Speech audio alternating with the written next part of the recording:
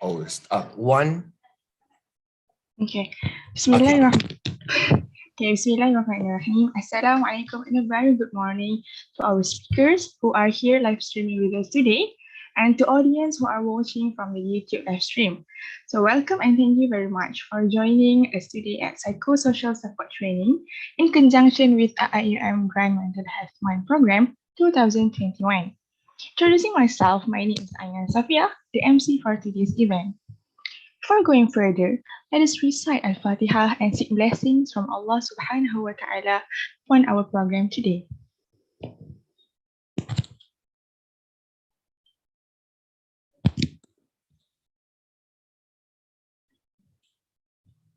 Amin ya Rabbal Alameen. May Allah shower His blessings upon our program today. It gives us a great pleasure to welcome all of you to Psychosocial Support Training, brought to you by IUM Mental Health and Psychosocial Care Team, Psychology Services Unit, and Secretariat of Psychology under the Department of Psychology. This program is in conjunction with IUM Grand Mental Health Mind Program 2021, organized by the Counseling and Career Services Center. So before we head to the main agenda, let us first get to know our speakers, who are both esteemed academic members of Department of Psychology and also a professional in mental health services. Introducing our first speaker, Dr. Familia Lordonathan Andrew, a clinical psychologist and a psychology lecturer of International Islamic University Malaysia. Dr. Familia is also the coordinator of Psychology Services Unit and the Deputy Coordinator of IUM Mental Health Mind and Psychosocial Care Team. Salam Dr. Familia, how are you? I'm well, Aina. Thank you so much. And I'm really happy to be here. Okay, it's very wonderful to have you here as well.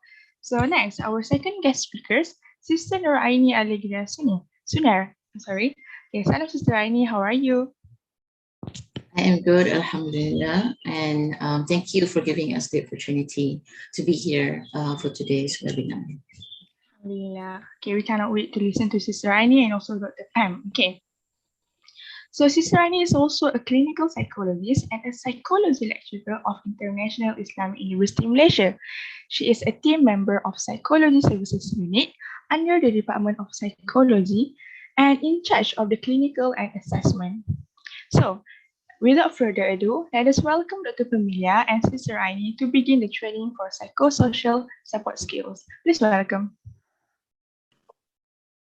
Salam, everyone. And on behalf of PSU and also IMPACT and Department of Psychology in PsychStar, we would like to thank the Counseling Career Services Center so much for organizing this grand mental health programs for this month. And also we are so honored to be a part of this program and to be a collaborator as well with this. And we want to welcome all of you for this talk today. And this talk actually was organized by, together with Madam Aini and me, when we realized that there are a lot of people who are in need of help. There are a lot of students who are in need of help. And there are also among us who are very concerned about maybe our loved ones, such as our family members or maybe our peers. And also maybe you might be working in the Mahala, perhaps it's a Mahala fellow or principal, or maybe a student advisor or even an academic advisor. And all of us are maybe very concerned about the well-being and the welfare of our students. So all of these skills that we are sharing with you are more of a basic skills, but also they are sufficient enough to start a very nice psychological safe space for us to help one another. So I would like to thank all of you so much. I will now pass the time to Sister Noraini. Thank you so much, Dr. Pham, for the wonderful introduction, and also to our Madam MC. Okay, let me just start sharing my screen.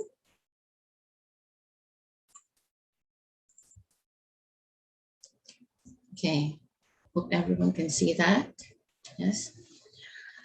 Okay, before I start, I would like to really ask this question, like how many of us have actually asked how we are, or ask another person, our loved ones, our friends, our colleagues, how have they been lately?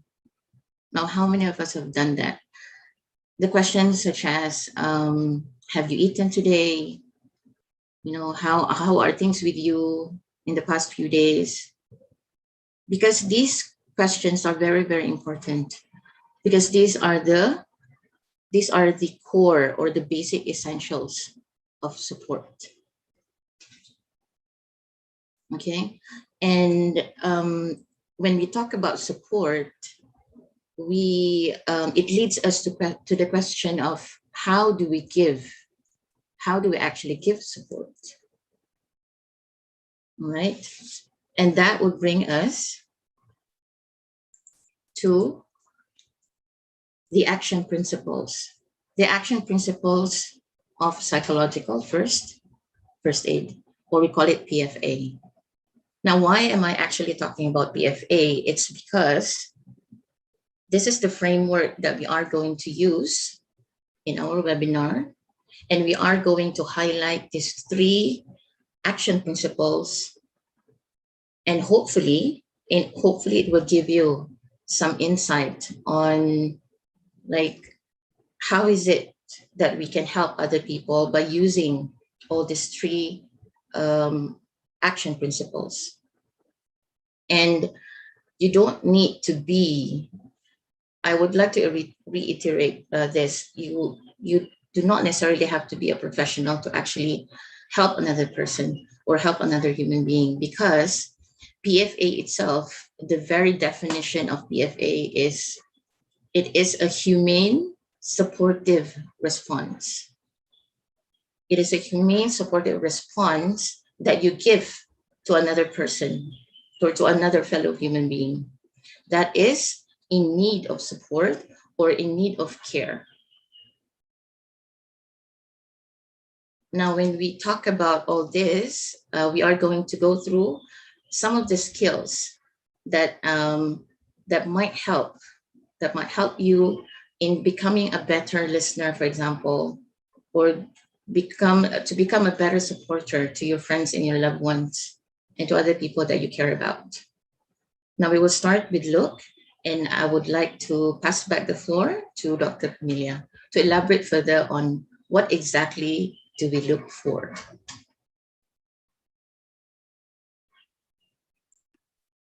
Thank you so much, Sister Raini. So maybe I can take over the sharing of the screen. Okay. So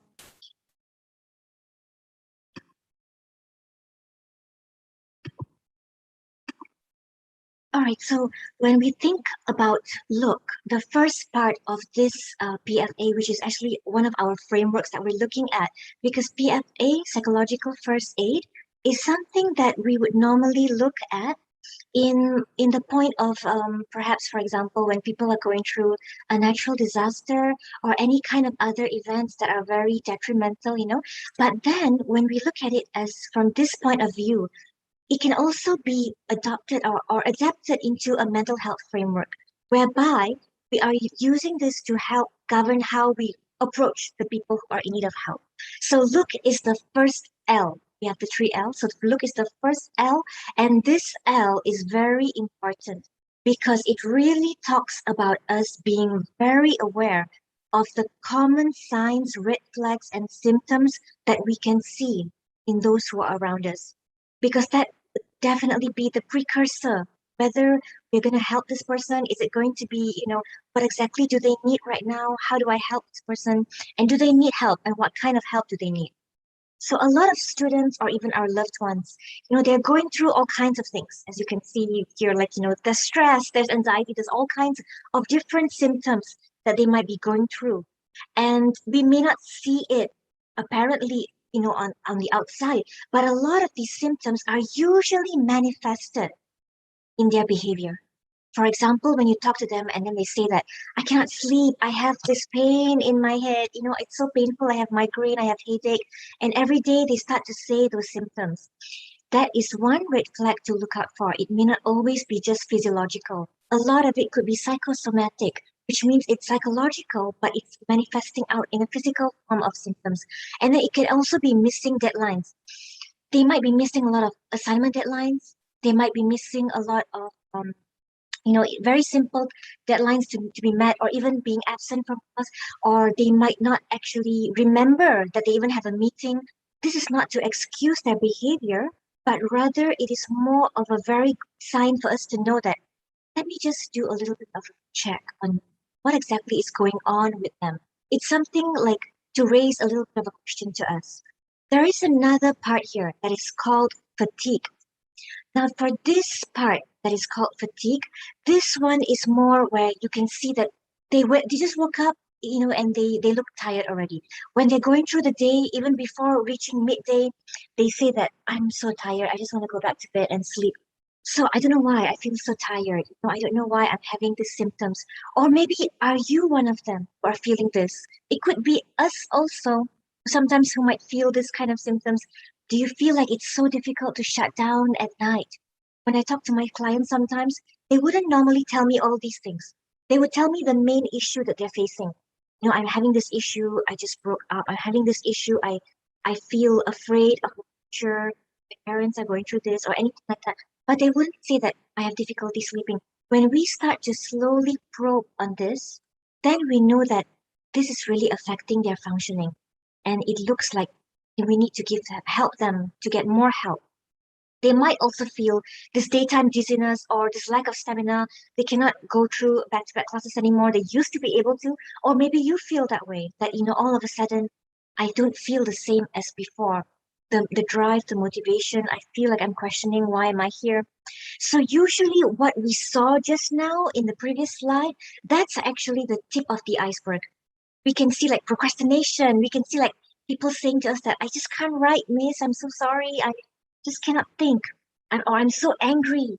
People, when they start behaving in that way, that's usually the tip iceberg. And what's really going on is beneath the surface of the water, which are the underlying factors.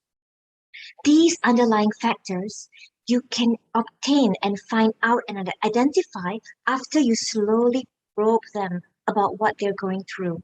Like, for example, the procrastination. Try to probe them, how are things with you? So I noticed that you've not been yourself lately. Normally, you're a very good student, or you're very, actually, you're very tip top and efficient about stuff like this. I'm just wondering, everything's okay? How is everything on your side? Facing something? It's because when we're doing that, we're asking these probing questions, which can help bring to the surface of the water what are really deep beneath the surface. What are the underlying factors? Are they actually going through some grief, undealt with grief, maybe prolonged, any kind of perhaps frustration, or they feel insecure? A lot of them feel insecure, defensive. Maybe they feel overwhelmed and they just don't know what to start with, where to start. Or they're feeling very pressured, trapped, afraid, they're betrayed, or very disappointed, or even rejected, neglected. All of these things, guilt, regret, when we don't deal with these underlying factors beneath the surface of the water, they go deep down inside us. We can still function. We look like the outside because we have very carefully mentally compartmentalized it somewhere. And when we have done that, it's like think of a carton, or think of some, carton of eggs. Like if we have eggs, right, it all has compartments in that nice carton, right? When we have it all in this nice compartment, then when you don't deal with it and you forget about the back eggs at the back, right? What happens is it's there. It's sitting very nicely in its place. But after a while, it becomes spoiled, and then it slowly starts to give out a foul smell. And that's what happens. That's actually when the smell now comes to the tip of the top surface of the water. Now those eggs now are starting to become manifesting in you because you thought you can forget about it, but actually it's now emerging outside. So that is why it's so important for us to deal with all these underlying factors, because otherwise, a lot of students are on the left, but really they're the picture in the middle, and some, even the one on the right, they are already in the brink of asking for help, and they are so desperate and they don't know how to cope. So this actually is a red flag and something very good for us to look out for people. Do not only rely on the outer appearance. That is just skin deep only. So I want you to look at this slide over here. Can you see this particular part here, right? Can you relate to any column here? There are 3 columns here. If we look at it, maybe you don't have all the symptoms, but most of it, which would you say is yours? Which column? Maybe you can say it's left and right, or left and middle. Try to think about it on your own right now. What do you feel is your column? Is it mostly left and middle, left and right? Which would you say is yours? Because whichever symptoms that you say that, I think I'm going through mostly on most days, I kind of alternate between left and middle.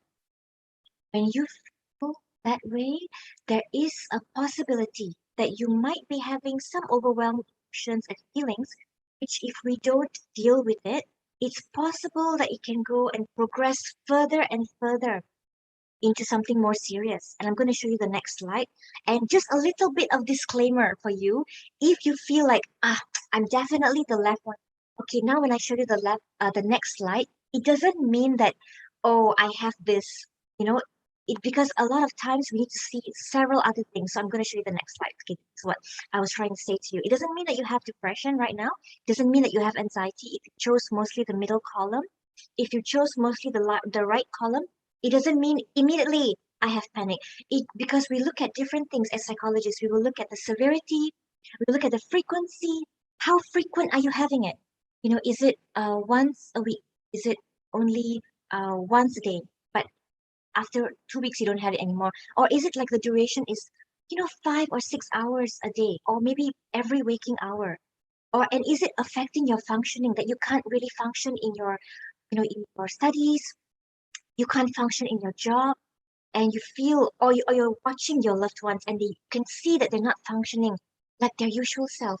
There's something that feels, and I want to show you DSM. Oh, you can really, but I'm holding something here. It's a DSM, right? So what here is the use manual. This manual is something that has symptoms that and also has a lot of other criteria.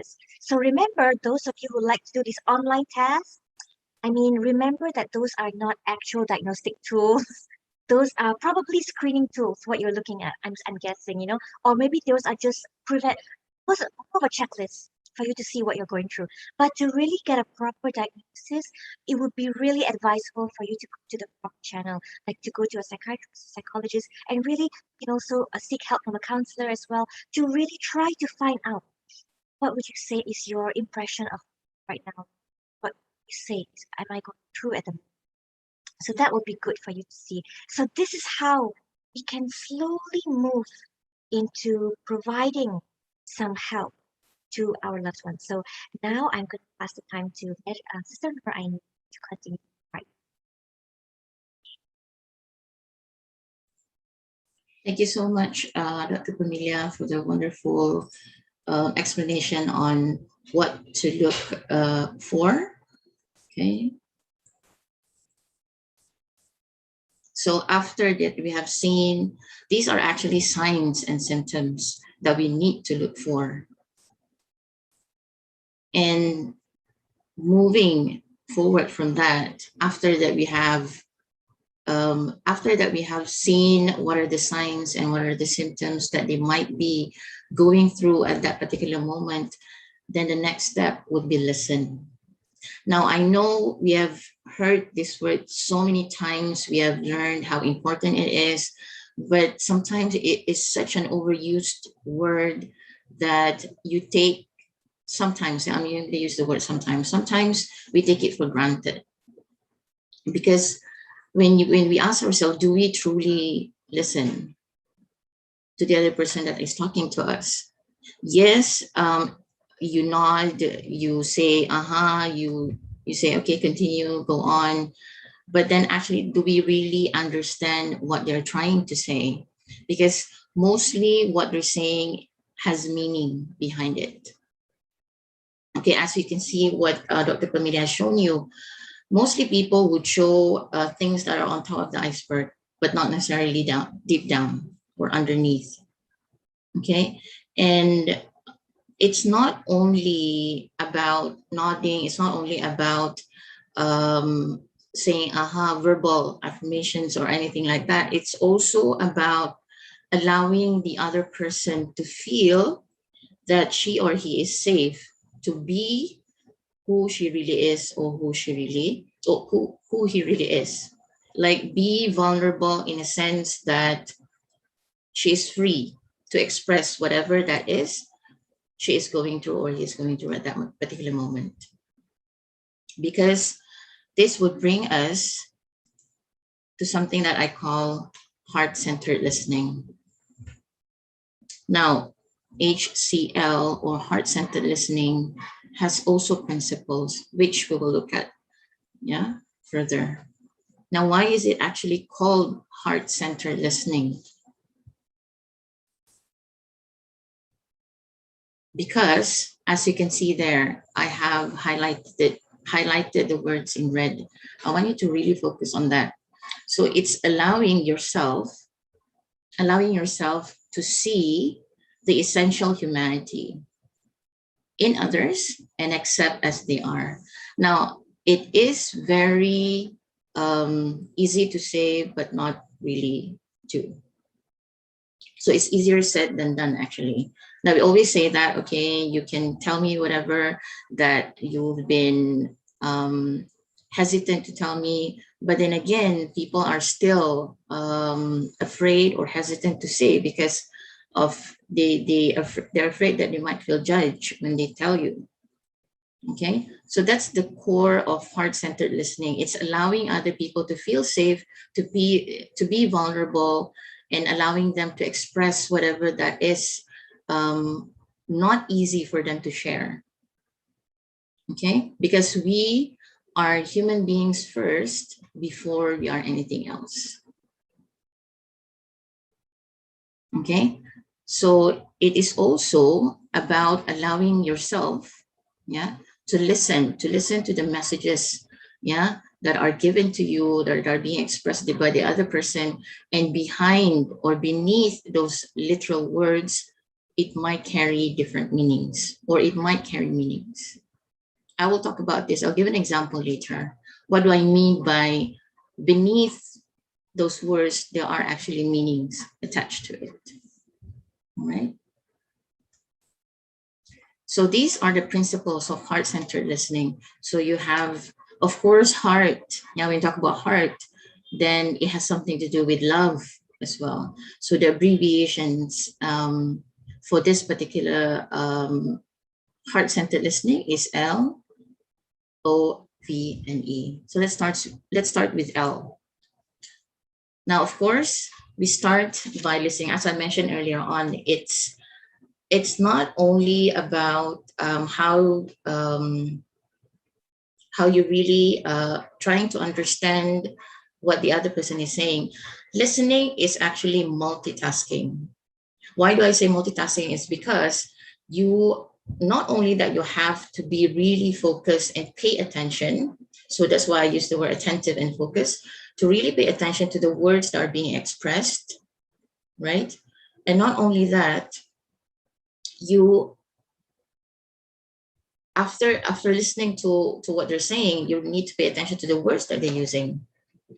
Because I said each and every statement or word that they use might carry some meaning. All right. So you need to not only listen carefully, you need to understand what they're trying to say. And at the end, you need to summarize, you need to paraphrase what they're saying and ask afterwards. Because what we have heard we might understood the things that they're saying differently. So it's always important to check whether what you heard was accurate. Okay, I'm going to go through that later. Now, again, the second point that I wrote there, be present. Be present for the person speaking here is, again, not only physically, but also mentally. Because again, you're the one who's gonna allow some space in your head so that you can comprehend what this person is saying. So if you're not 100% there mentally, you might miss some important points. Now, in counseling, there's something called verbal tracking. Now, verbal tracking is something from the word itself, verbal track. What do you track? So you track the words that they use. Yeah, you take note. You take note of the words that they normally use in a conversation, and then you stay in the topic. What I mean by stay in the topic is when there is something that you're not sure of, they said something that you're not sure of or might carry a different meaning than what you understand, then ask them, okay, what do you actually mean by this? And in between, I remember when I said it's multitasking, in between that, you need to paraphrase and also summarize, because you don't want to be, you don't want them to see that you're only, or hear you parroting what they're saying. All right. And I'll give you an example. The example that I want to use is when a person tells you, I feel rotten about myself. Just an example. I feel rotten about myself, or I feel like a zombie. Now, their definition of rotten, our definition of rotten might be different. Their definition of zombie might be different with our definition of zombie.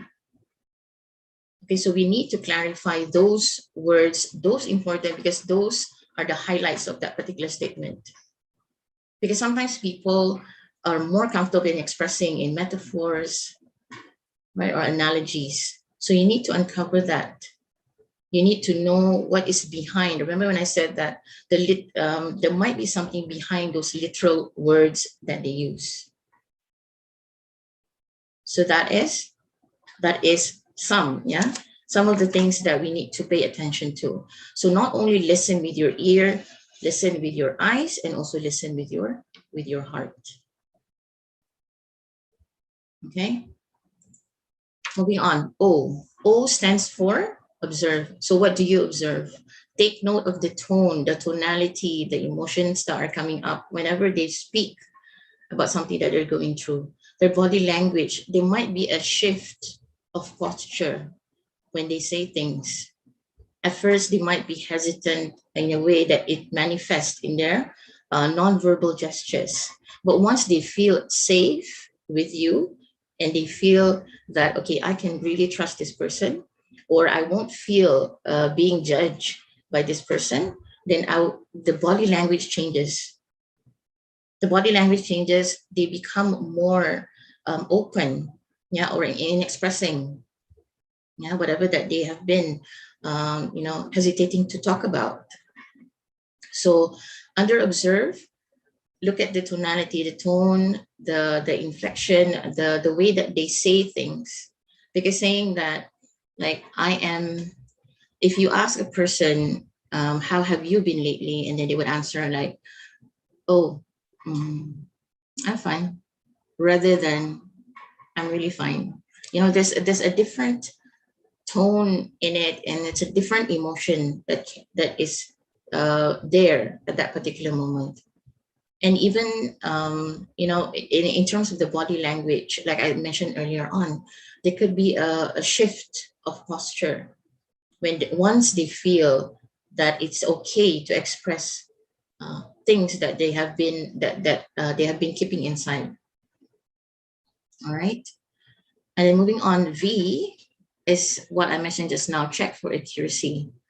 Check your perception. Because we only can understand to a certain level, and that could be an assumption. So when we assume, sometimes we're not really looking at things from their perspective.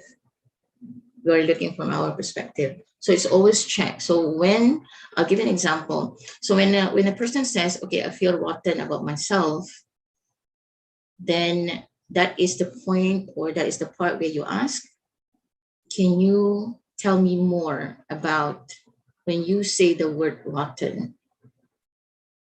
So you want them to elaborate or tell you what you mean by rotten, right? Because it's going to give you a whole lot of details of what they're going through at that particular moment.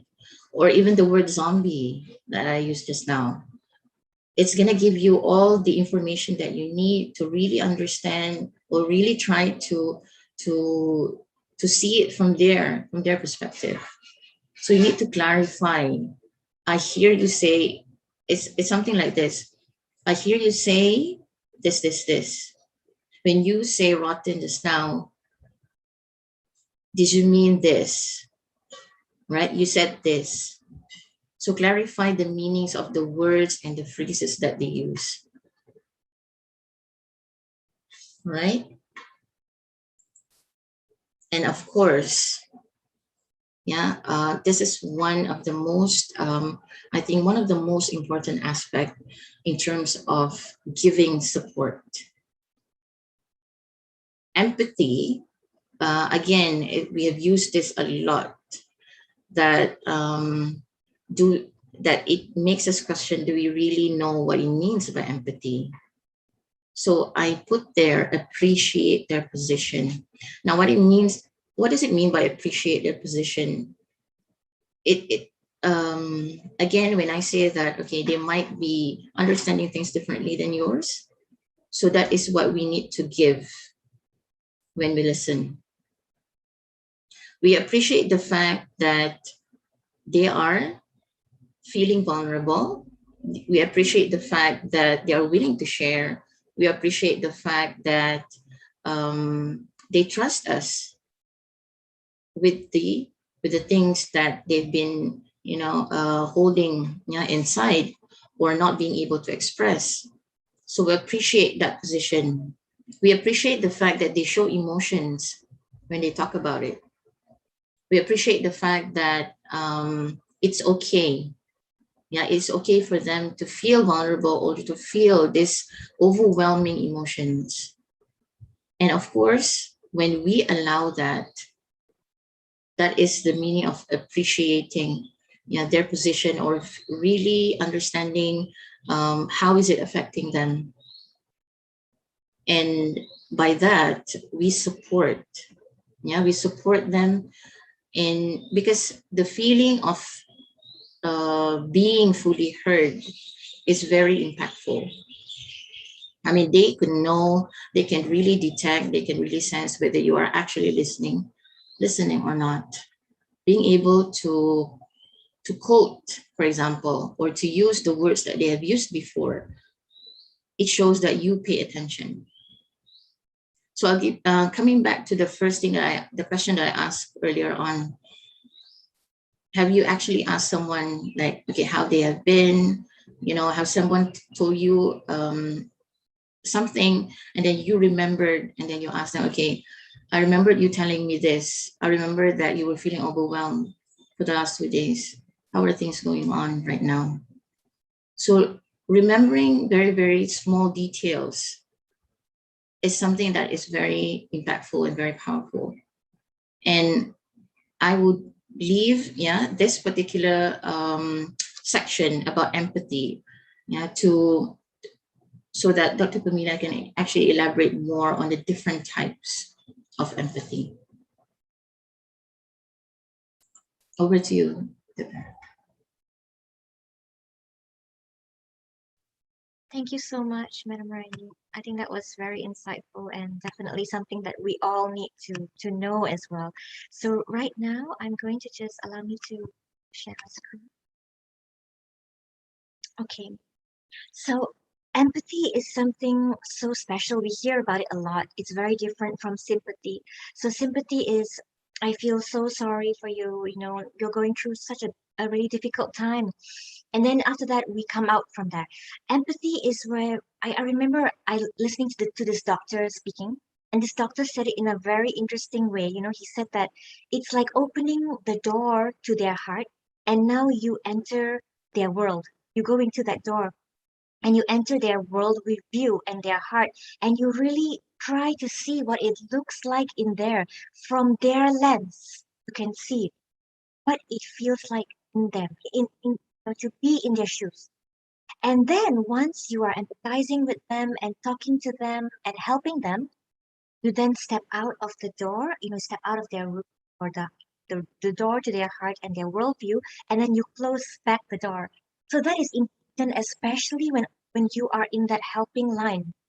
Whether you are a counselor, psychologist, psychiatrist, or even you know how all of us, we're also helping out students as well. We can be in the position of giving consultations as a lecturer, or maybe we are also a fellow or a principal, or also we are an advisor.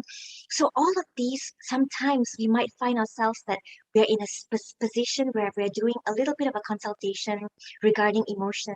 So when you want to put in this, and it's like it's very important for us to understand what the person is going through from their worldview, and also not to forget to close the door after you come out from there, in order for you to not be attached to absorb their problem as your own also.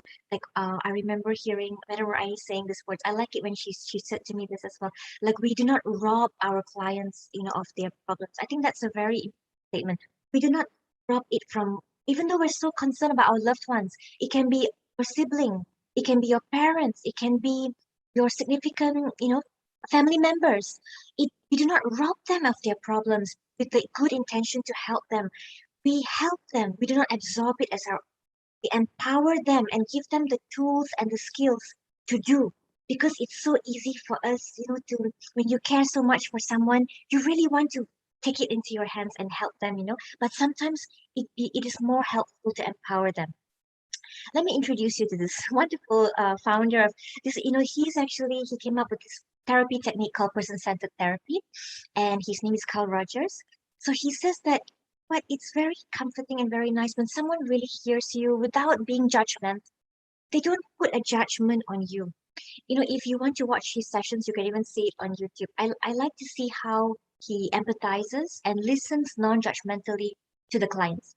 And the person doesn't take responsibility and try to shape you and change you.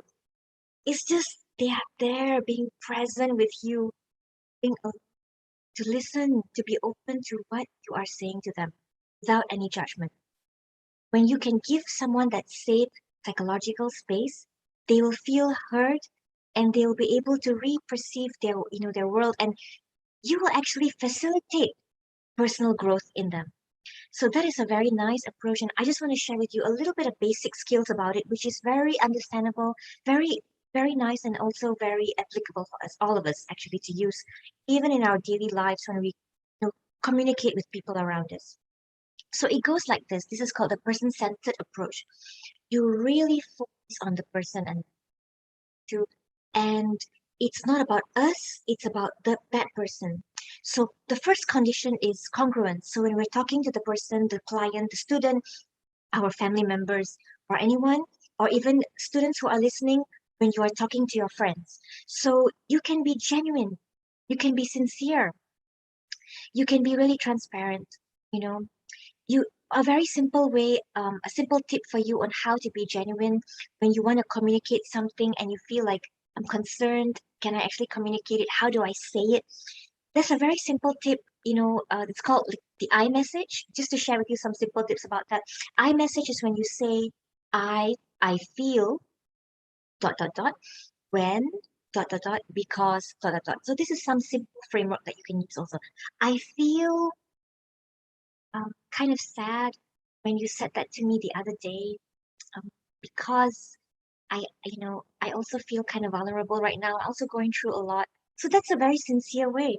Or I feel like you kind of look overwhelmed when, whenever you say this to me, or whenever you, like you're through a very difficult time, because I noticed that sometimes you've been looking more tired than before. So when you do that, you're not saying you are overwhelmed, you are not having enough sleep. So when we do that, right, we kind of like focusing on that person, and accidentally, even though with good intentions, it's almost as if we're blaming that person for having that mental health issue. Accidentally. Sometimes we do not mean it in that way, but it comes out in that way.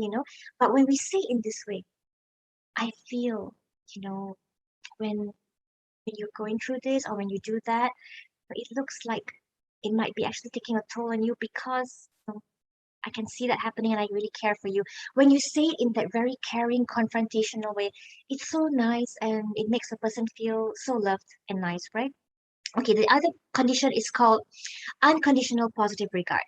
This one, it just means I accept you without condition. Can you imagine if we can accept a person without conditions? Accepting a person means not accepting their behavior. It doesn't mean that I accept, your behavior, like, because some people are very conflicted with this. They feel that I don't agree with her behavior, therefore I cannot accept her. It's not, it's different. Imagine there is a balloon or a bubble, okay, a bubble right now. That bubble represents you, yourself, your identity. And around that bubble is, you know, your family life, your emotions, your, maybe, for example, your student life, and then your job, your self-care, your hobbies, and all these other things. That's around the bubble. It's kind of, you can say it's outside that bubble. But the real person is that bubble, within that bubble. When you accept the person, I'm talking about that real core of the person, that soul, the soul of that person, accepting them. It doesn't mean that you accept and agree with all the other behaviors. It doesn't mean that. So that is why you can accept the person, and you don't have to hate the person if you do not like their behavior. You know how the famous quote, like, hate sin, not the sinner. You heard about.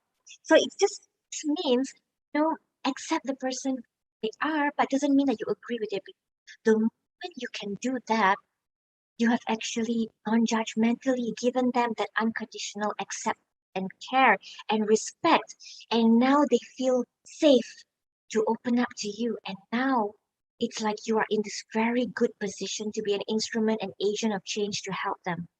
Because the moment we don't accept them and show even the tiniest bit of judgmentalism, they will shut off and they won't want to open up. They will just say, I'm fine, okay, and they will just isolate.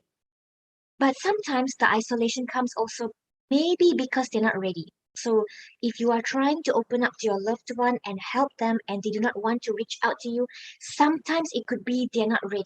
Have you ever felt like you're just not in the mood to talk to people sometimes when you're going through a lot? So that might be what they're going through. They just feel like not ready right now. It's okay. At a time like that, you just have to let them know that I'm here for you. Whenever you want to talk, I'm here for you. So then we come to the third part, as what Madam Raini was saying just now, which is empathy. You understand their thoughts, their emotions, and the meaning behind their words. Look out for this, the words that they say. Like, I feel like, it keeps happening to me. I feel like I'm so useless. Nobody loves me. It always keeps happening. So when they use those words, right, we can know that these are signs that actually they are attributing all their past experiences to now, and all together they are actually going through all of that in one sense and carrying that burden on them. So we can then empathize. This is just a little bit of a basic, just to let you guys know how to really understand their worldview. So there are three types of empathy. As what Madam Raini was saying just now, there are a few types, right? The affective empathy. So this one is really focusing a lot on the emotions, the affective empathy. So what is the affect? Remember, affects or emotions.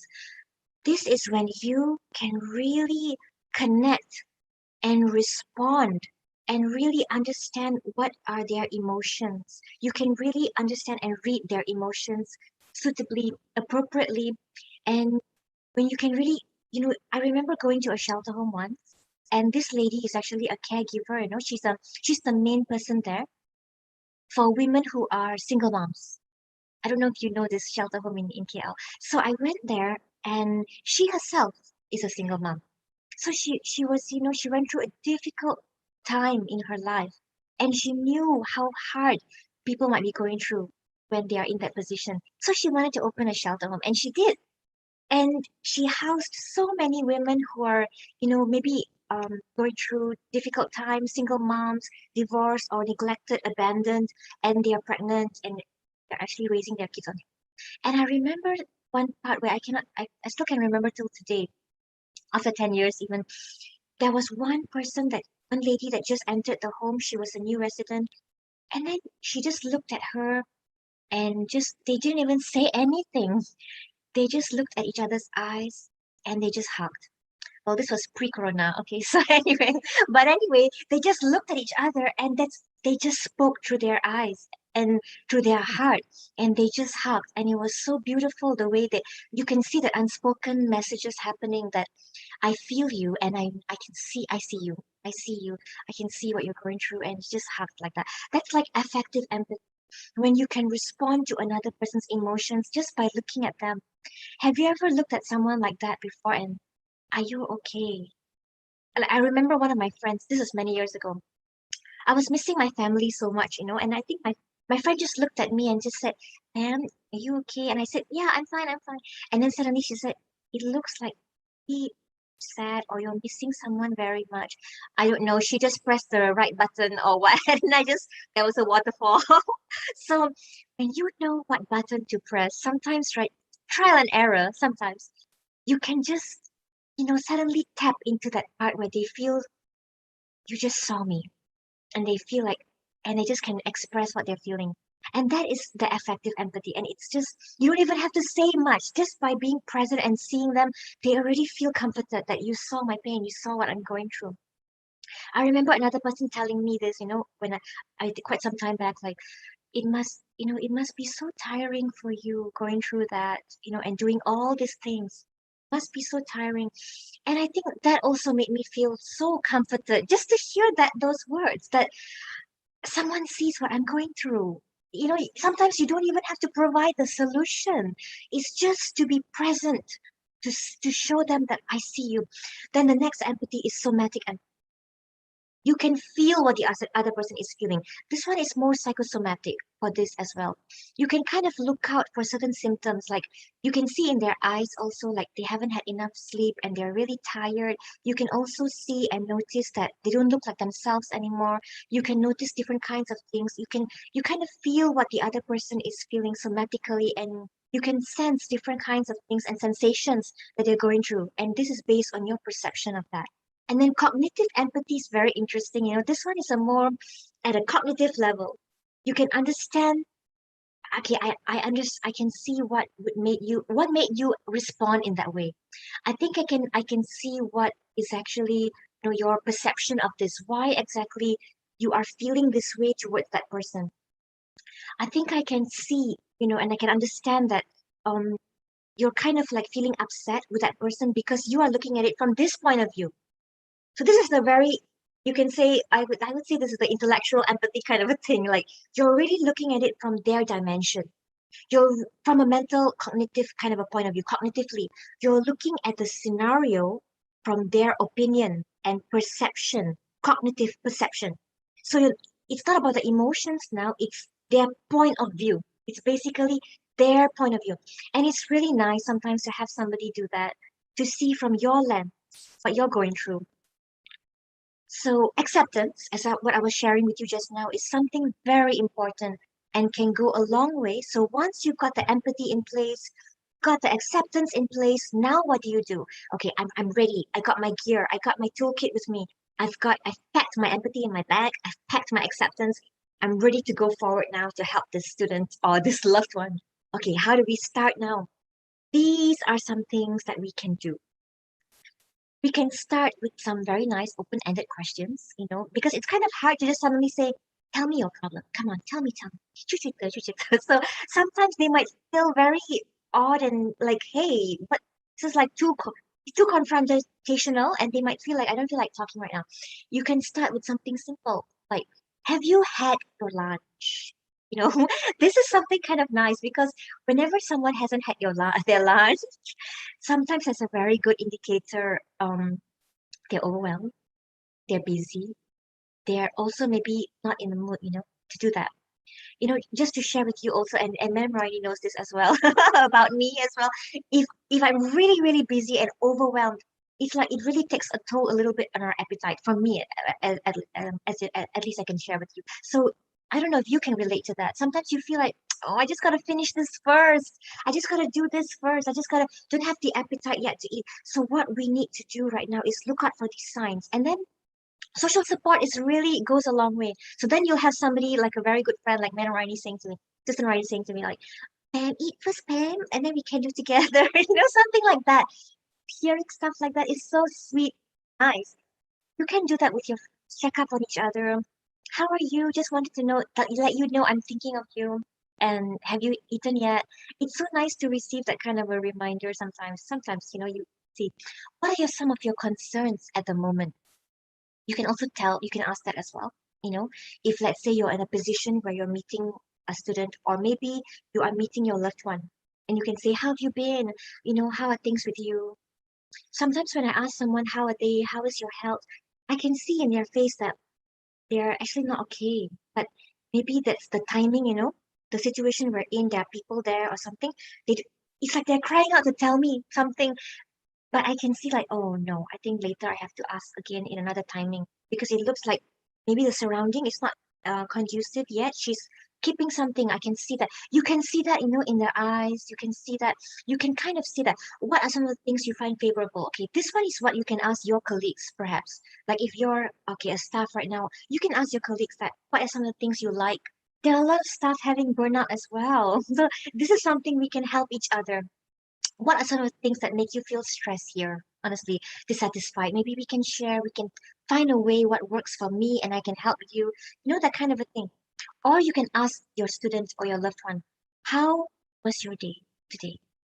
Asking how was your day is even better than how are you, because you're really going specifically, how was your day been so far? So far, I feel it's okay, that kind of thing. Or they might say, so far, really stressed out today, a lot of things from morning. So you see, it's a bit different as a compared to how are you? Kilo. That's the generic answer, right? So you can say that, how has your week been? This week, Monday, Tuesday, okay lah. But then Wednesday suddenly it was like this, But so far better than last week. See, then you got a lot of information. What happened last week? You can ask that. Maybe you can tell me about last week.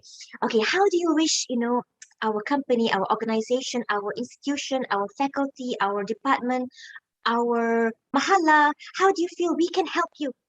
Our class, if you're a class teacher, so how do you feel I can help you right now as your lecturer? As students, as your friends, for your peers, how do you feel our group can help you out for this assignment? Because I can see you're going through a lot.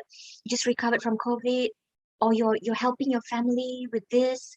How do you think our group can help you? That kind of a thing. These are some very generic questions you can use.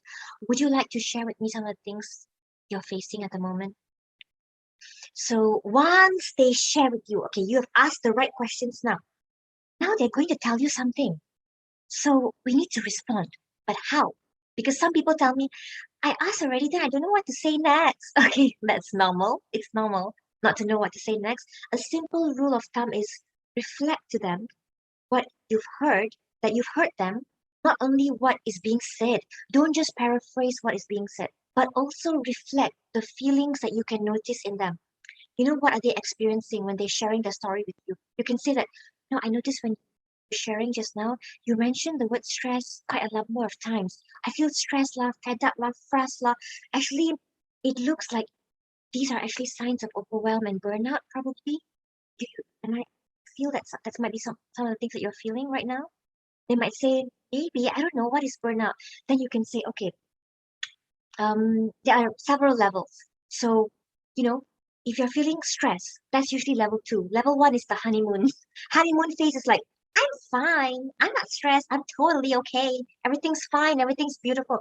The second level is actually stress. So you're like, yeah, I'm kind of feeling not so okay right now. Things are getting a bit heated up and difficult. The third level is chronic stress. That is when you feel kind of stressed, like maybe twice or 3 times a week. You feel quite stressed. Burnout is when you feel stressed like 5 week, every day you got class, every day you got job, every day, in a weekday, you kind of feel stressed. And then you have the fifth stage, which is the last stage, and that is the habitual burn. And that one is actually when you feel like every day is just like you feel exam is every day. Every day you got a huge exam. That's kind of a feeling, like you just feel like this is my new me right now. This is my new world, and this is the new norm. Every day is a very, very depressive day for me. That is the fifth. So you can slowly find out what they're going through. Okay, now how do we respond to them? These are the helpful ways we can respond to them. Because don't forget, after they share with you, it's not the end. It's not like, oh, see, that's what you're going through. Okay, thank you so much. Take care. I gotta go right now. Because so remember, before you open the can of worms, okay, before you open the can, make sure you have the time to invest at that time lah. At least some time. Because if you don't have time to invest at that moment, then you just open up some wounds which need to be helped right now. We can't just open up the wounds and leave the person vulnerable like that. So once we do that, these are some very nice, helpful responses that we can give them. Your feelings and thoughts are valid. It's very valid what you're going through. It's understandable. It's for in your position to be going through that when someone said that to you, it's only natural to feel that way. I'm so sorry for what you're facing. I can't imagine what you must be going through. It's not an easy situation. Or you can even reflect their feelings. You're feeling really sad when that person said that to you. You feel so upset, hurt. It's okay for you to feel upset. It's okay to feel like giving up right now. The most important is we acknowledge the feeling and we embrace it first. Then we find how to take the first step to move forward. Because if we suppress and we don't allow ourselves to feel, it will go somewhere. Remember the mental compartmentalization? Go somewhere and come out another day and burst out. So it's better to embrace what am I feeling right now? Put a name to it. Name it. I'm feeling stressed actually. The truth is I'm actually really angry with that person right now. Okay, so talk about that. What made you feel angry? Actually, I think the anger is coming from a place of hurt. Remember, behind a very angry, stressed person is someone who's maybe vulnerable actually and sad and hurt. So where is that coming from? I feel like she's really bullying me. I feel like really taken advantage of. Okay, can you share what makes you feel like you're taken advantage of? Then maybe she might even say that this reminds me of my past. People will always do that to me. So that's a little bit of how you can carry on a little bit. Then you can say it's okay to cry. It must be so difficult but going through this right now. This is a safe space and we're here to help you. Which part of all of you is really, really affecting you the most right now? Because they might share, I got this problem, this problem, this problem. Help them to focus on what is the biggest one that's really affecting them. These are some don'ts if you can avoid it, because these are not really helpful. This one is more like very general. It's like, how are you? What are you doing now? What is your next plan? This one can feel a little bit scary, because like, okay, you're going through all these problems. What you want to do next? Come on, what's your plan? What are you gonna do? That's not really helpful because they do not know. That's why they are feeling sad and stressed. Why are you stressed? The word why can sound a bit interrogating. It sounds a bit confrontational. Like why? It makes you feel like I have to have a reason now. Oh my gosh, what's my reason? Okay, and tell me why you didn't reply. What's your problem? Tell me, come on, come on. Why didn't you reply? So this can be very scary as compared to, I can see that you must be going through a lot of things. Like, been quite some time since you replied. How are you? How are some of the things that happening in your life going along? Like, what exactly are you going through?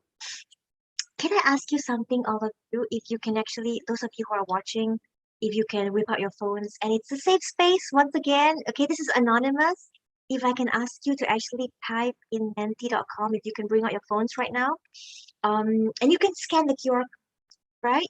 So I would really, really hope you can try to do this, everyone. So you can go to your phone and you can type menti.com. Let's do this together. Menti.com. Okay, and then let us type the number over here. The number is 19909018.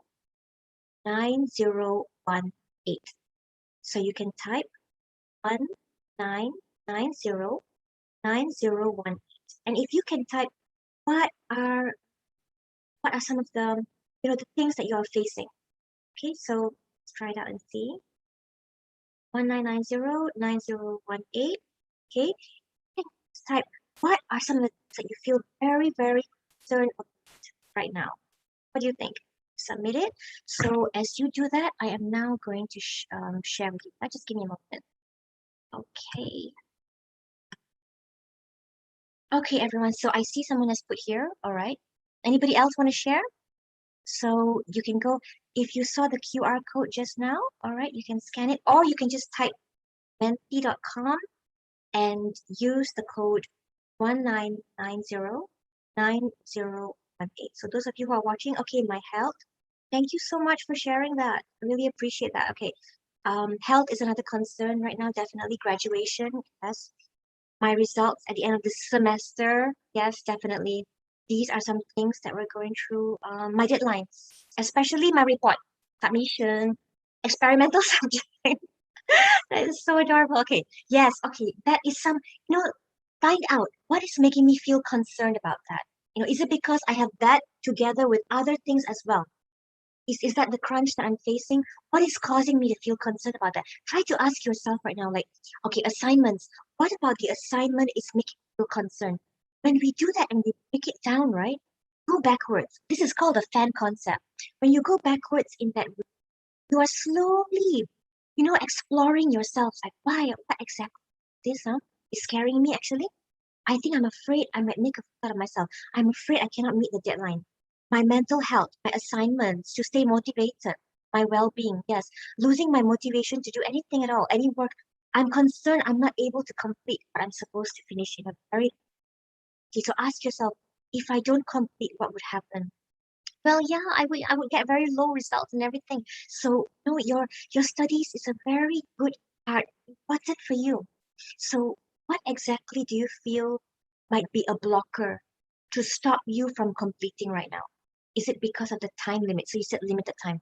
What is causing the time to be limited? Where exactly are the blockers? That's one way to actually explore in your own. That's problem solving skill, but in a way. But before we go there, empathize with yourself. Like, I'm feeling very overwhelmed. And I think I'm feeling like this because of all this that I'm going through. Embrace that feeling and then find out how can I lighten the load, right? So that's one way you can do productivity, the stress to lose weight. Yep, definitely PKP weight. All of us are carrying that. So, like these things that you're concerned about, relationship issues. I don't know what to do after my study. Parents' expectation. This is coming from a place where my parents are pressure on, and I'm so afraid. It's coming, the emotion here is fear. Fear of not being able to meet your parents' expectation. Find out where is it coming from. Is it because my parents always put that pressure on me? Find out when it's coming, and you can find out the emotion first. Working life. Okay, so the emotion here is like you're juggling. You're feeling stressed and overwhelmed. You're juggling. So where is it coming from, that kind of stress? When you can find that out, okay, and then for example, balancing, getting into an accident. I'm the driver. I'm always worried if it's causing my friends trauma. So you see, this is a very good example. So, of like being so sincere and very, very vulnerable as well, and feeling guilt. I can sense the guilt here, feeling very responsible and accountable for it. And you're worried about the trauma that you might have. So this is something where it's good for you to get help, to talk to someone about it. All of these concerns over here are very valid and very good for us to really talk to someone about it. Like, because otherwise that guilt can eat us up.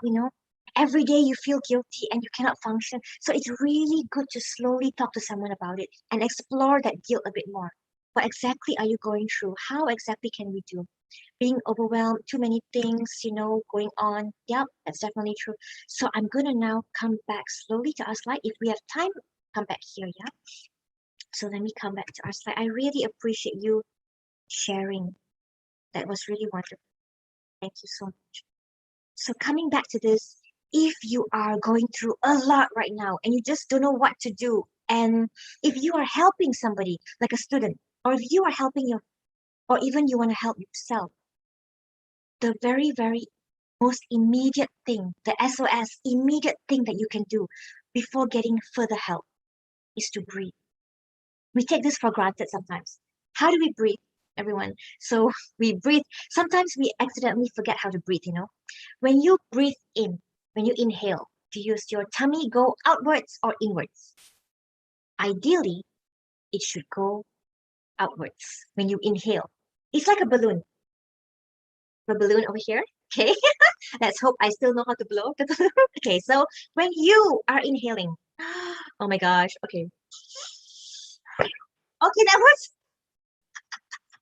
Okay, that is actually not supposed to happen, and that's not going to happen to your stomach, don't worry. So actually, ideally, but that's a good sign. It shows that I was able to blow it and actually expand it, all right? So that was a celebration, all right? So when you inhale, ideally, well, something like that should happen.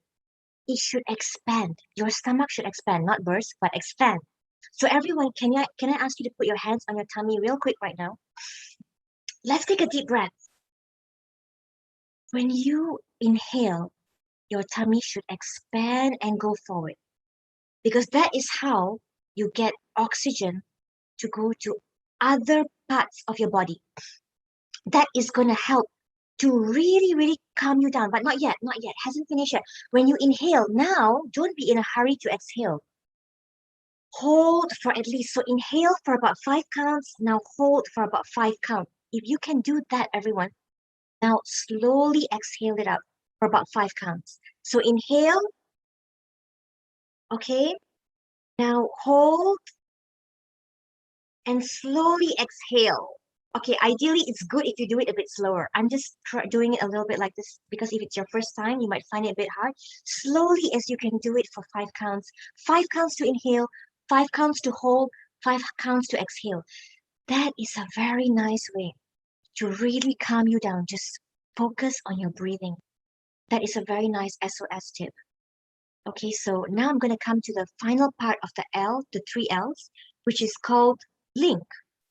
Now, for this part is when you help. Say, for example, the person has shared a lot of different kinds of things, and you're like, I think this one, right, is not enough for just a consultation. I think this one we need to refer to a psychologist for, or a counselor, or maybe sometimes they might even need psychiatric help. So we need to refer them to the right party to get formal and consistent structured sessions. Because sometimes, if you're helping your friend, if we're helping a student, sometimes we may not be able to commit to a formal, structured weekly session. That's when we need to really refer them to someone. Can really schedule a weekly session with them because if it's a very serious case, say for example, they themselves are going through the trauma or they're going through some kind of depressive symptoms and you feel like they've attempted self-harm, that might be really a very good reason for us to link. And these are some common, numbers. You can also contact our own, if you're a student here in URA watching, or you can also contact our own TCSC as well to reach out to them. And if you feel like, I think they also necessitate to also get, maybe for example, help them to get a formal diagnosis or anything, you can also refer them elsewhere as well. These are some helplines as well, this is the hotline. Say for example it's happening in the middle of the night and you really need to get someone, you can also help to go over there, and these are some other hotlines that you can also refer to, right? So right now what I'm going to do is also share with you the Instagram links over here, okay? And I also want to pass the time back to our moderator who maybe help to address some questions and answers. Thank you so much. So back to you, Aina. Thank you, Dr. Familia, and also Sister Aini for the very wonderful and informative sharing on how can we give the psychosocial support to those around us. Okay, so not just for friends, but we can also give to the family and also our acquaintances or colleague. And it doesn't matter if we have the relation or not, we can also give help to them. Okay, so it shows that everyone can actually learn the basic skills to assist the mental wellness of those around us. Okay, so we have learned about the psychological first aid, heart-centered listening, person-centered approach, and many more. And it is very informative. So I hope that all of you can take note of that and then you can apply it in your life. Okay, so by that, I am sure every audience might have questions to ask. So if you do have question, you can always ask in the comment in the YouTube, or also you can in the YouTube, and then you can tell who did you want to answer the question is. Okay. So now if you have any questions, you can just set the question and then I will read it for you. Okay.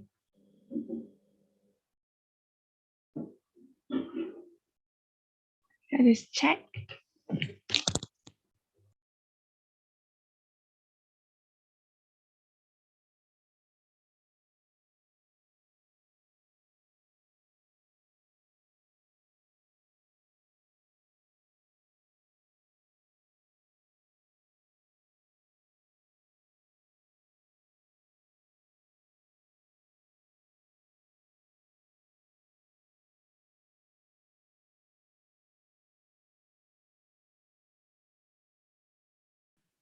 Okay, so maybe to our audience listening now, if there are any questions, you can feel free to type in the live chat in the YouTube.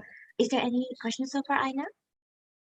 Wait, I think it is delayed there. So they actually listen a little bit delay from what you have now. So maybe they are typing the question now.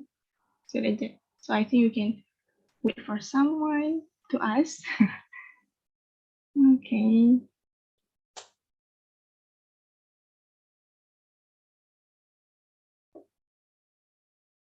Okay. While waiting for them to ask questions, that was Dr. Pamela has beautifully elaborated on what empathy is and what needs to be done, what are the do's and don'ts, how to encourage them to speak. And that reminds me of what I listened to the podcast of Professor Brene Brown. Now, she was talking about something called sliding doors. Sliding door here means like it's a window of opportunity. It opens up in certain amount of time, and that is your window of opportunity to really ask how they are, because sometimes they give you this. When Dr. Pamela talked about there's sometimes there is discrepancy between how they say things, between the way they say it and how actually how really they feel, right? So that is your window of opportunity to actually ask them, is there really something going on in there? And of course, that needs to be done in a very cautious manner as well, because how the way that you ask can actually make them feel whether they feel safe or comfortable. And the last part is sometimes I always remind my students about this. Sometimes when we listen to someone, we are so fixated in giving a response that we forget, we dismiss, we invalidate, yeah, the emotions that are coming up at that particular moment, because we're so eager to help them. I know it comes from a very good part of yourself, yeah, but then again, sometimes we forget to really pay attention to what they're saying and give them some room, yeah, to really make them feel that okay, it's totally their time to really express what they've been going through. All right. Okay. Yeah. So that's it. Thank you, Madam Aini. Okay, so I think you have a question. So I will read the first one from Aiman Nabila. So she asked, how to have confidence in offering help to talk to someone. I get scared to ask a simple how are you because I fear I will say the wrong things to the person when they express their feelings. I don't have the confidence to help. So maybe Dr. Familia can answer. Thank you so much, first of all, for this question. I think that's a very important question, actually, because I know someone who also told me that they are afraid of asking someone how they are and everything. So sometimes, right, by asking how they are, and it's like this is exactly what Madam Raini, what Sister Raini was saying just now as well. Sometimes we are so concerned about how am I going to respond? What am I going to say next? And then I'm so concerned if I say the wrong thing. Sometimes just being present itself is so helpful. I remember when my uncle passed away, and one of my friends just said, like, I don't know what to say. Because she really didn't know what to say. And then she said, I don't know what to say, Pam. Oh my gosh. I'm sorry. So sometimes it's okay to even say that. It's really all right. So if it's being genuine, that's the genuine part that comes. And if you feel like you're not sure what to say or what to do next, I think just telling them, don't go into the advising mode. It's not into telling them the solution. It's just about empathizing, like, I can see that, yeah, it must be very frustrating. It must be very sad. So focus on the emotion part and reflect back on that. Usually that is a good way for you to respond also. And then just stay with them with that feeling and just listen more if you do not know how to respond. As you go along, it will slowly come natural to you. In the beginning, we all feel that way. Yeah, so I think that's how we can.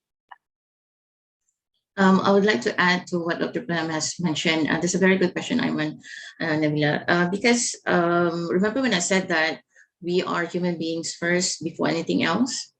Because that is where we relate to other people in that particular level. You don't need the skill, so much skills in relating to other people, in a sense that you can genuinely ask them, like, I can see that you're a little bit overwhelmed. What can I help you with? Tell me, what can I help you with? Be genuine in that sense, and that is enough already, right? Because that will give you, like, you don't necessarily have to ask yourself, do I have the skills to actually help them? You can, what Dr. Pamela covered in that the last section of the webinar just now, you can link. If you feel like it's overwhelming for you as well, and you think that you don't have the skills, yeah, but you have already given, yeah, your ears, you've lent your ears for them already, and that is already enough. Okay, we have more questions, right? Okay, thank you, Dr. Prime and Dr. and Aini. Okay, so now I will ask the question from Farah. Should we tell the other person what to expect in a session or even normal conversation? For example, I am here not to solve it and more to discussion. Okay, so maybe Madam Aini can answer the question. Okay, now what do we expect? Like, if it's a friend, right? You can actually tell them that, I am here to just listen or be your friend in this particular moment. I mean, of course, if you're wearing a different hat, then that's a different case.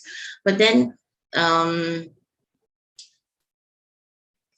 I go? Okay, expect. Now, we can some sort of say that I might not have, if you think that you might not have the skills to actually, like, give, of course, professional help, unless you are, then you can say that, even though I don't have much of a skill, right? I'm lending my ears to you. I'm allowing you to be as comfortable as you can be, right? Because they might, of course, they might have expectations, but then again, it is helpful to be clear that, even if I can't help you with this one, but I'm able to help you with this, with the other parts, which is listening, truly listening, or attentively listening, giving yourself 100%, yeah, to focus on what actually that they are going through. And I'm going to address the other question that is related to that. Somebody asked, like, if I'm not okay, but my friend needs someone to listen to. Again, these are expectations from a friend, isn't it? But at that moment, you also feel very, very overwhelmed. Now, I'm going to say this. A part of self-care is to check yourself first before you are able to help other people. And it is okay, of course, with care and being very careful to tell them that I am actually going through as well, yeah, something that is really heavy. But then again, it doesn't mean that you cannot share with me. I might be able to help you to find someone, let's say, for example, someone who is professional, who can actually listen to them. Because if you cannot give 100%, then you lose that part of truly listening to the other person, because you yourself are not okay. So I would say it is okay, yeah, to tell them that you are also struggling. What are your thoughts, Dr. Familia, on that? Yes, I think I really agree with that. Remember the phrase that we hear in the airplane, put on your oxygen mask before you put it on to your loved ones. Because if you're not okay, you cannot really help the other person. And also, we are putting ourselves a little bit on a vulnerable situation, because when you keep talking to someone who's also going through something similar as you, it's good. You're like a support group together. But we also need someone to help, both of you also.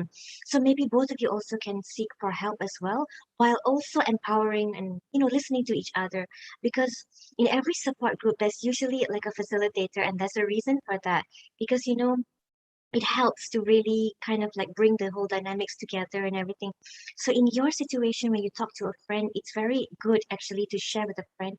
But we need to remember that, because I've seen before some students, and also if some peer, let's say, I know others also clients, when they talk to people who are similar, right? Or in a similar, let's say for example, difficulty that they're facing, sometimes they can also kind of bring each other down a little bit accidentally, unintentionally, when one is slowly feeling empowered and slowly getting maybe a bit better. But because when you talk to your friend who's going through something, you can be triggered as well. And then suddenly it can bring you a little bit down as well. So it's nice to have that support together, but also have help. I think it's good to also get help because both of you are vulnerable as well. So I think that, yeah. Okay, thank you, Dr. Pam, and also Madam Aini. So maybe this is the last question because of the time constraint. Okay, so I will read the last question from Shakir. What if someone possesses all of the symptoms you had mentioned before regarding depression, anxiety, and panic? Do the person better seek help from a psychologist or a psychiatrist? Thank you. Yeah, maybe Madam Aini can answer. Okay, thank you, Shakir, for that question. Like what we have learned so far, right? So we look for signs and we look for symptoms. And usually when people show the symptoms and signs, and if if we're the ones who's actually seeing it, and it is actually causing a lot of dysfunction in this particular person, then maybe that will be the right time to again link, yeah, that particular person with a professional. Now, when you talk about professionals, like you said, psychologist or a psychiatrist, I think that would come way later, right? Whether the person, because psychiatrists would deal with medication and all, they're the ones who would, who are able to give medication. And psychologists would give the psychological help. So that would come later. But the most important thing is the three L's just now: look, listen, and link. Yeah.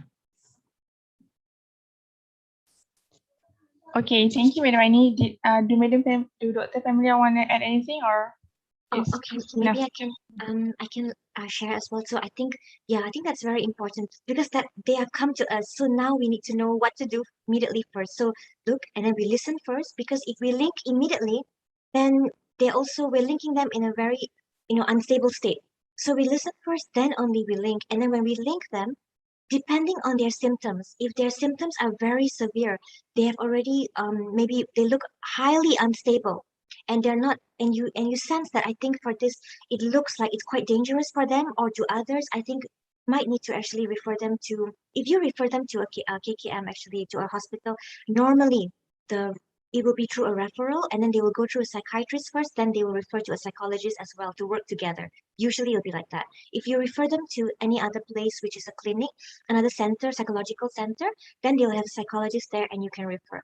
And maybe the psychologist will see also and assess, does this client need medication, pharmacotherapy, to also supplement the psychotherapy? So then the psychologist will refer to also psychiatrist medication. So I mean, will refer for psychiatric treatment. So it depends really over here.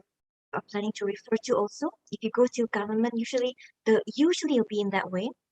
But if you go to, let's say, any other psychological center, like the links that we showed you just now, then usually you will see a psychologist, and maybe the psychologist can decide like, this client can improve with psychotherapy, or they might need some supplementary pharmacotherapy as well. So it depends on that. Thank you. Okay, thank you, Dr. Pam. Okay, so thank you everyone for all the questions. So I'm so sorry because I can't take the question from Sister Akmal. Okay, so we hope that all of you are benefit from this session and gain further clarity on the psychosocial support skills so that you can apply in your everyday life. So if you have more questions, just like the Sister Akmal's point, you can reach out to PSU or Impact. So maybe Dr. Pamela can share with the audience the email or other means of communication so that they can reach out to PSU and Impact. Okay, so usually like what would happen is we have an impact group, and impact is actually a group whereby we provide psychoeducation to students and also to IIM community. And in this group we also have an e-psychosocial unit, and this e-psychosocial unit is actually, it comprises several lecturers from different departments who have come together to help provide any kind of help. But then at the moment, because we have got quite a large number of students also reaching out. So what we do is we try to also help whenever we can. But if we're not able to, then what we do is we will provide more of a sessions like this, for example, this kind of webinar, psychoeducation on this. So and then if we feel that we will have consultations, if we feel that we need to refer for structured therapy, we will refer them out. So one of our emails is impact@iium.edu.my, And also, PSU is actually functioning every semester 3 of the year. So semester 3, we just finished our sessions. Actually, if it's good for all of you to know that every semester 3 we really open our clinic for sessions, and it's a very low rate because we will actually be training our clinical psychology trainees, master's trainees over there. And that email address is psu_clinic@iium.edu.my. So that's psu_clinic@iium.edu.my. So and you can check out our Instagram page, impact_iium. Right? So and also, yeah, I will pass the time to Aina, right? Okay, thank you, Dr. Pam. Because I hope that apart from Sister Akmal, maybe all of you have any other question, you can reach out to the email or to the Instagram. So yeah, it's free. So let us move to our final agenda, which is the Peer Psychosocial Support Introduction by Sister Wafa, the Program Manager of Peer Psychosocial Support Project, as well as a member of SACSTA's Board of Director. Please welcome Sister Wafa.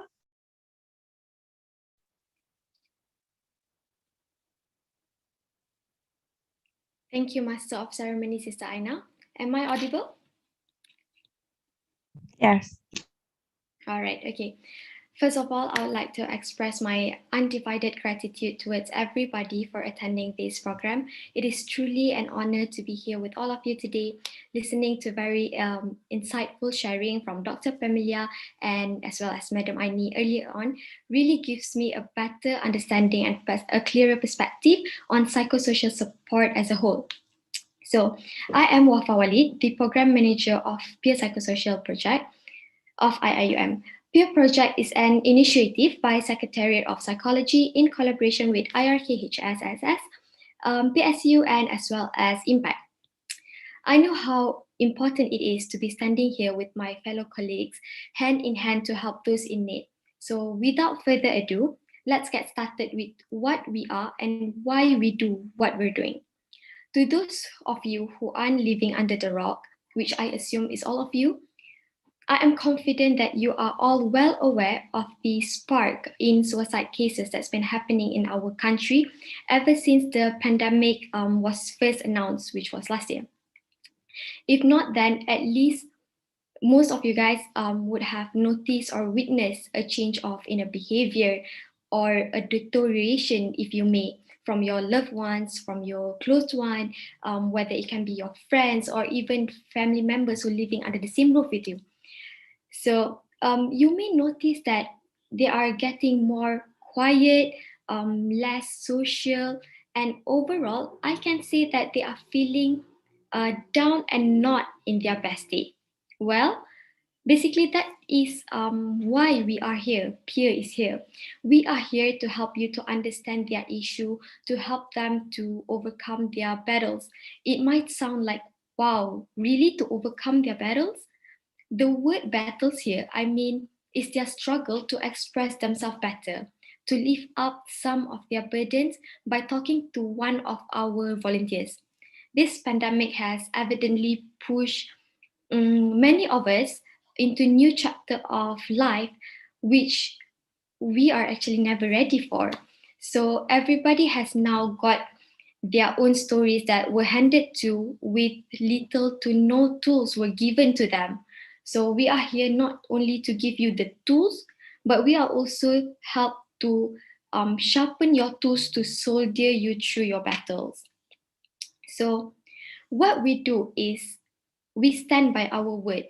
We provide free peer psychosocial support to help IRKHS students to reach out for help. So I emphasize once again, we are providing free peer psychosocial support to help IRKHS students. We also help to educate students on the importance of peer psychosocial support. As we are a student of IRKHS as well, we also will provide a hands-on platform for the students, especially psychology students.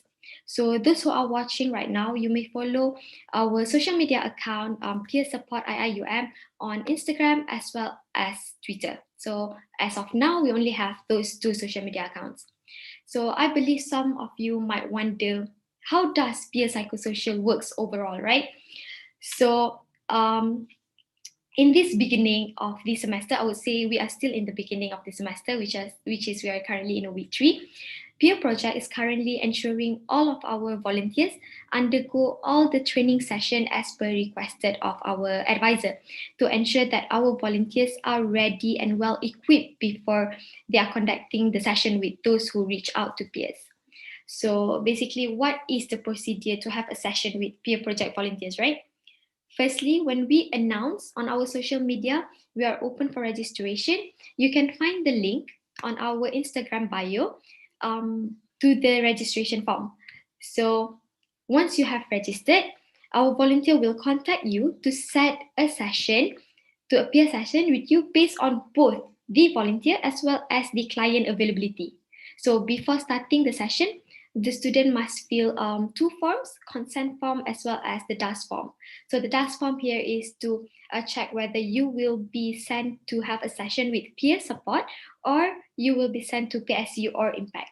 So once the forms are filled, we have decided which organization will you be going to, peer or PSU. Then you are ready to be having the session with the volunteer or the PSU. So once again, the volunteers of peer psychosocial support will act as an active listener.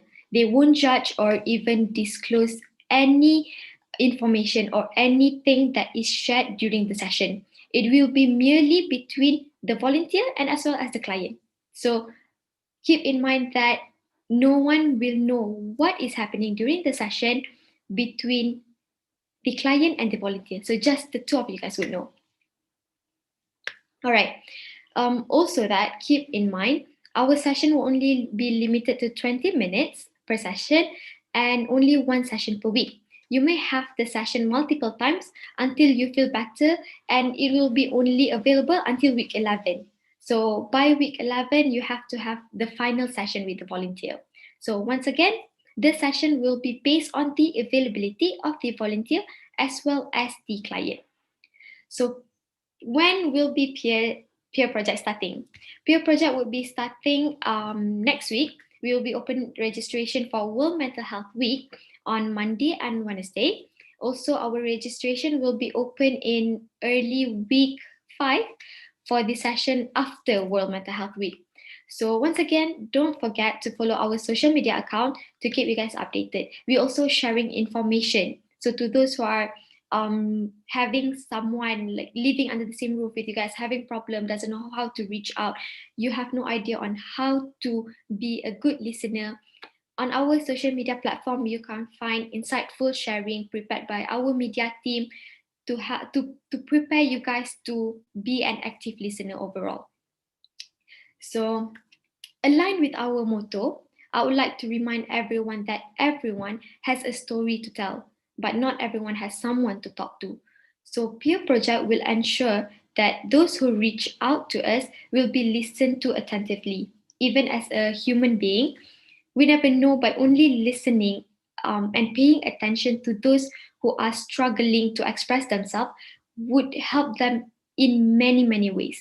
We would be surprised on how only paying attention to them could actually make them feel better, make them feel it's easier to open up, to express themselves. So I believe let's all be a little kinder and accommodative with the right way, getting to understand more on peer psychosocial support. We can make this world a better place and we can make people surrounding us to have a better surrounding, I would say. So once again, we aren't here to judge. Peer psychosocial support is not going to judge you. We are here to listen. We are here to help you. So that is all from me. Thank you, and back to you, Sister Aina. Okay, thank you, Sister Wafa, for the wonderful introduction of Peer Psychosocial Support Project. She mentioned that this is an initiative by Psychstar in collaboration with IRKH SSS, PSU, and also Impact. She also mentioned that the registration will be open soon, so stay tuned with the updates. You can follow the social media platforms via Instagram, Twitter, and Facebook. So you can check out Psychstar IUM, PSYCSTA and peersupport.ium to stay updated with the latest development of our events and community. So we have now reached the end of our program. Before we end, let us hear the last few words from our honorable speakers, perhaps words of encouragement for anyone who might need it. So let's start with Dr. Familia. Please welcome. Thank you so much, Aina. So, a little bit of tips for all of us, or maybe a reminder for all of us, is that there's no problem that's too small or even too large for us to really reach out for help for. Every issue, no matter how small, no matter how big, is valid and equally important for us to really address. And you deserve to be listened to, definitely. So, find the right source of help to reach out to. Thank you so much. Thank you, Dr. Pam. I would just like to second what Dr. Pam has mentioned about reaching out. I mean, I think every person would have some sort of amount of hesitance, especially when it's something really personal and really overwhelming. Now, giving again, I mentioned this, I might sound like a broken record, but giving or allowing space for another person to be who they really are or express really what's going on inside them, and then making them feel that they're not going to be judged whatever they're going to tell you. That is the core of support. That is the basic or the essentials of really caring and supporting another person. Yeah, that's it. Thank you. Thank you, Madam Aini, and also Dr. Familia for the lovely words of encouragement. So once again, I would like to express our utmost gratitude to both of our speakers, Madam Aini and also Dr. Familia, for the informative guidance on psychosocial support. So we hope the skills that we learned today, especially the deep breathing, the deep abdominal breathing, can help all of us in our daily life so that we can ensure our mental health is well all the time, inshallah. Okay. So actually, everyone has the capability of making a difference, no matter how big or small, just like what Dr. Pam mentioned. So you can reach out to someone you dearly care for today. You can ask them how they are doing, and also another question that you feel it is appropriate. So kindness really does goes a long way. So don't hesitate and just ask for your friends. So to the audience live streaming on the YouTube, thank you for joining us today. On behalf of the organizing committee, I would like to sincerely apologize for any shortcomings from today's event. Before we end, let us all in the Zoom meeting have a quick photography session to commemorate today's program. Sister Sabira, if you may.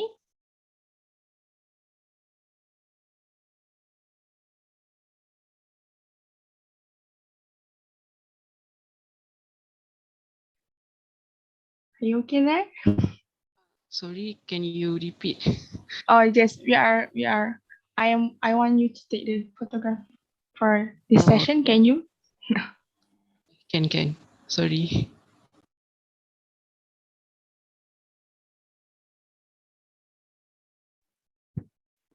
So everyone, you can smile in take 1, 2. Oops. Once again, 1, 2, 3. 1, 2, 3. Okay. Okay, thank you, Sister Sabira. And again, thank you to Dr. Amelia and Sister Raini for all the input. And thank you for the audiences as well because of coming to this event. Okay, so we will now end the program with Tasbih Kafarah and Surah Al-Asr. So thank you and Assalamualaikum warahmatullahi wabarakatuh.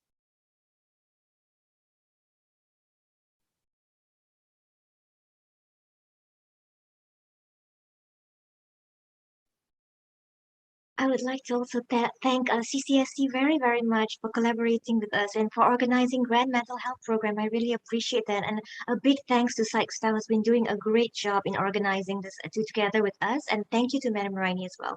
Thank you, everyone, for coming. Thank you. Thank you. Assalamualaikum.